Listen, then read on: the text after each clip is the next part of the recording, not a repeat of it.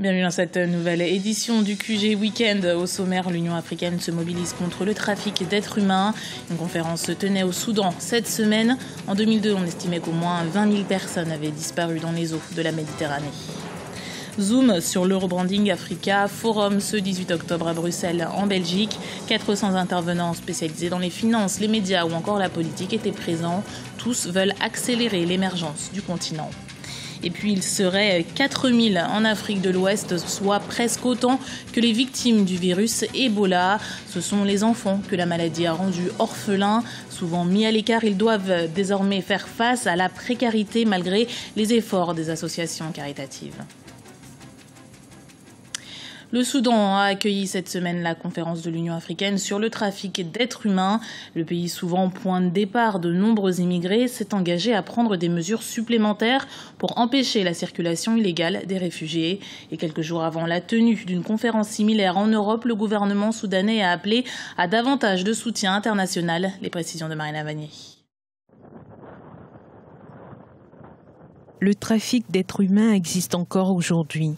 Chaque année, de nombreux individus subissent ce trafic illégal. Depuis 2002, on estime que près de 20 000 personnes ont péri dans la seule Méditerranée. Le Soudan est l'un des points de départ d'Afrique privilégiés par les clandestins.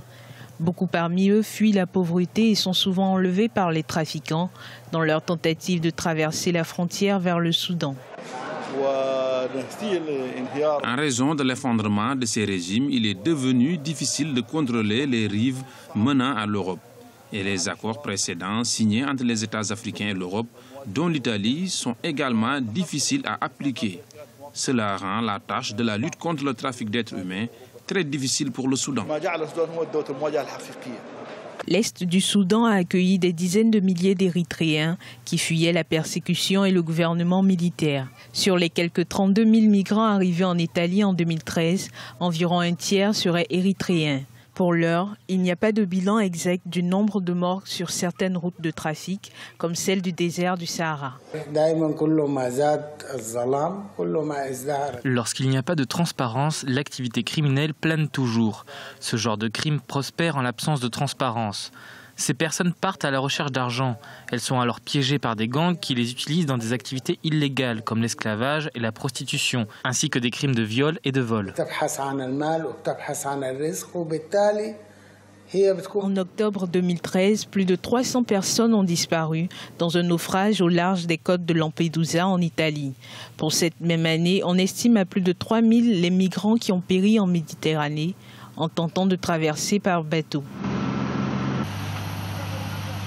Les combats se poursuivent en Libye. Le dernier bilan fait état de 70 combattants et civils victimes dans l'offensive lancée mercredi contre les milices islamistes.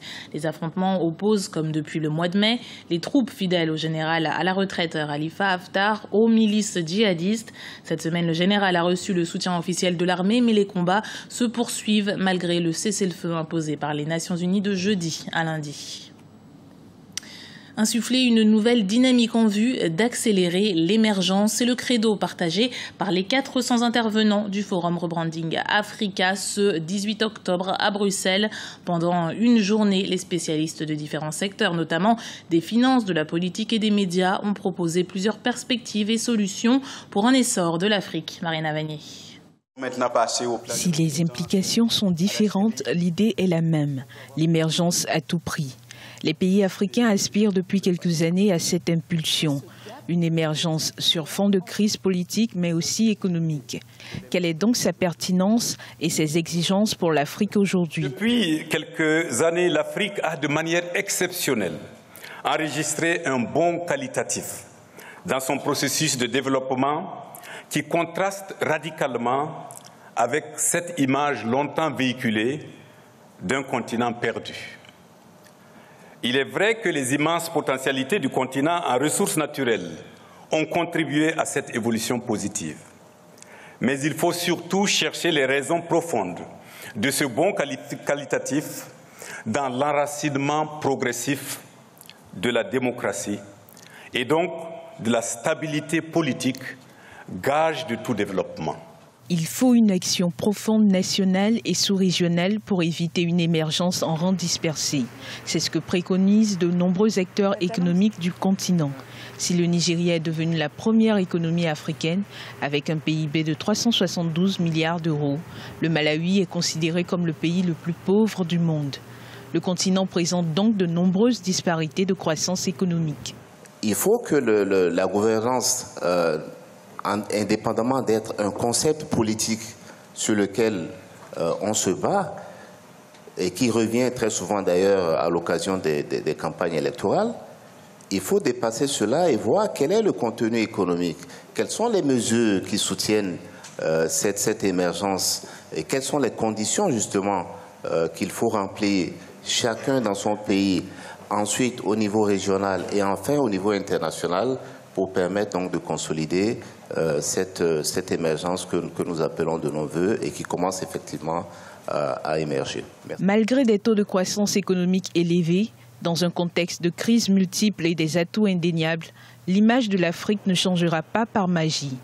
Il reviendra à tous les Africains du Nord comme du Sud de relever le défi de l'émergence par des actions concrètes et ciblées. C'est la capitale burkinabé Ouagadougou qui a été choisie pour célébrer le 20e anniversaire de l'UMOA, l'Union économique et monétaire ouest-africaine. Elle regroupe les 8 États membres de la sous-région ayant adopté le franc CFA, ce qui représente un espace de plus de 3,5 millions de kilomètres carrés peuplé de 100 millions d'habitants. L'Union a su au fil des années adopter des politiques communes en matière agricole, industrielle, minière, énergétique ou encore environnementale. Elle exécute actuellement un programme économique d'un coût de 5 763 milliards de francs CFA qui comprend une centaine de projets publics et de projets privés. Selon le dernier bilan publié ce vendredi par l'Organisation mondiale de la santé, la fièvre hémorragique Ebola a fait 4 555 morts dans 7 pays et plus de la moitié des victimes sont recensées au Libéria. Conséquence directe, la multiplication des orphelins qui doivent désormais faire face à un autre type d'exclusion. Anan Fao. Il serait près de 4000 enfants orphelins d'Ebola en Afrique de l'Ouest, presque autant que le nombre de victimes. Dans ce comté du Libéria, Miata et ses sœurs ont perdu leurs 2 parents. Livrées à elles-mêmes, les 4 sœurs reflètent l'impact qu'a l'épidémie d'Ebola sur la vie des enfants. J'ai besoin d'aide. J'ai besoin d'argent pour leurs études, leurs vêtements. Tous les vêtements qu'il restait dans la maison ont été brûlés par mesure de précaution. Cette aide me servira aussi à nous nourrir. Confrontés à la précarité, beaucoup d'enfants sont également rejetés par les autres membres de leur famille qui craignent le risque d'infection. Au Libéria, les associations de protection de l'enfance sont débordées. Si vous faites le tour du comté, vous verrez beaucoup d'orphelinats. Ce que nous essayons de faire aussi bien que possible, c'est de rassembler les enfants dans des foyers et de les réunir avec certains membres de leur famille. Nous avons vraiment besoin de soutien de la part d'organisations philanthropiques bien intentionnées, en plus des associations qui nous viennent déjà en aide. Le Libéria est le pays le plus touché par l'épidémie avec près de 2500 décès. L'UNICEF craint que le risque d'enfants orphelins grimpe encore avec la propagation du virus. Allié à la solidarité, la sensibilisation reste la meilleure arme contre Ebola. C'était le journal de la rédaction. Merci de l'avoir suivi. Retrouvez dans un instant une nouvelle édition du QG Week-end sur Africa 24.